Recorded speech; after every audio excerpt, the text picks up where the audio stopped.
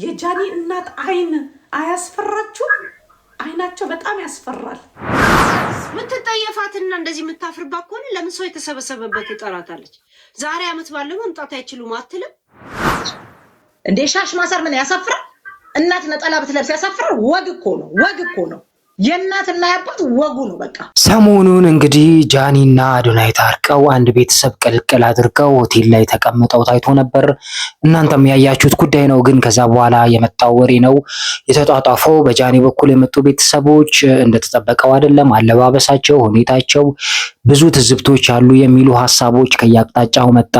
በዚህ በኩል ደግሞ ቤተሰብ ምንም ቢሆን ቤተሰብ ነው የሚሉ ሀሳቦች፣ ጃኒን የሚደግፉ ሀሳቦች መጥተዋል።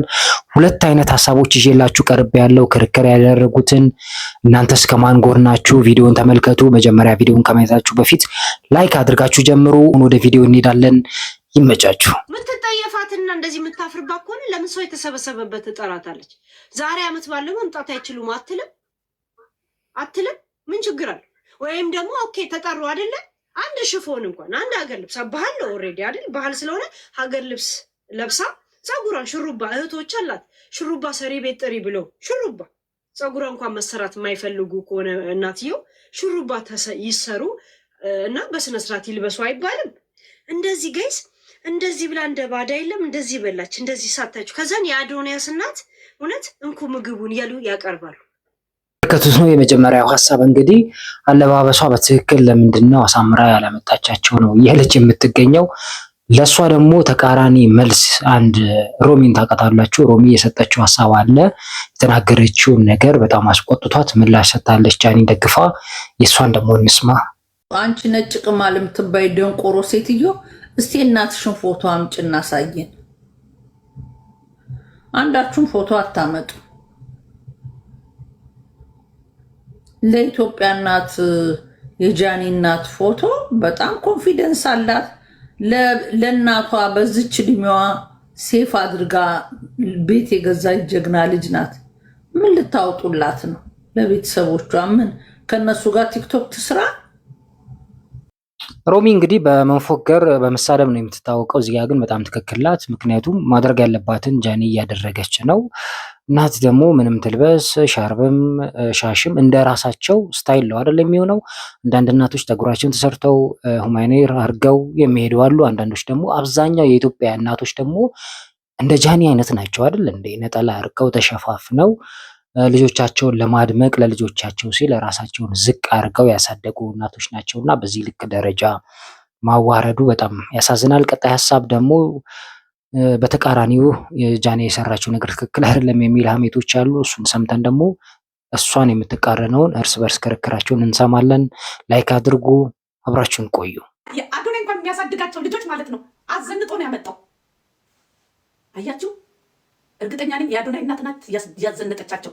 ገላቸውን አጥባ ምን ብላ ፏርጋ ማለት ነው። እሷስ እቂቷን ትቁላ። ማን ይተዛዘልላት? ማን እንትን ልብስ ይቀይራል? ራሷን ብቻ አዘንጣ ራሷን ብቻ ፏርጋ ራሷን ሜካፓን እንትኗን አይላሹ ምኑም አልቀረም። እሱን አድርጋ ወላጆቿን ረሳች። ድህነት እኮ መጥፎ እኮ ነው እናንተ።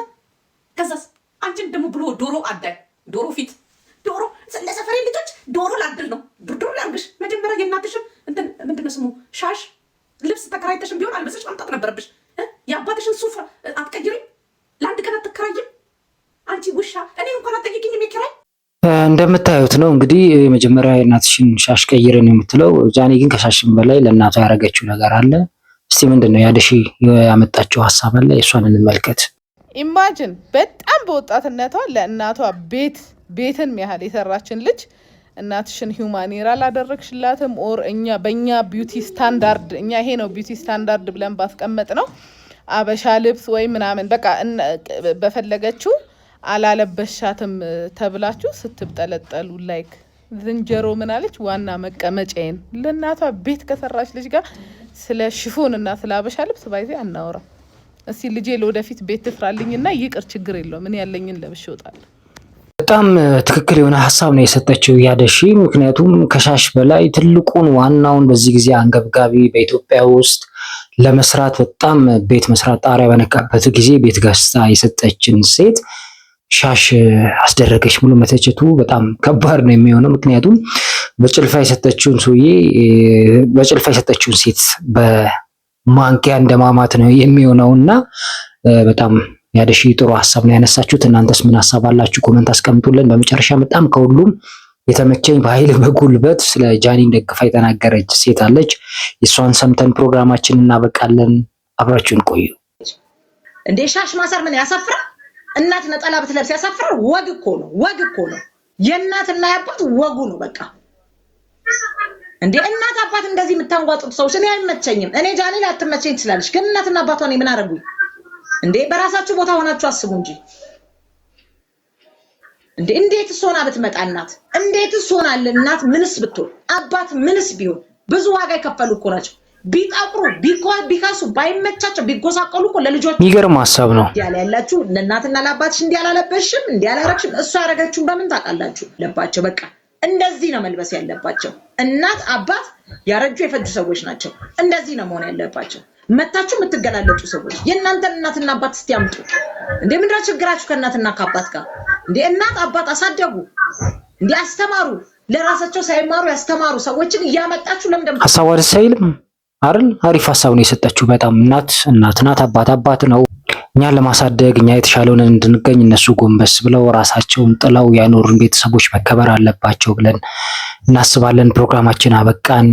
ሰላሙ ነው።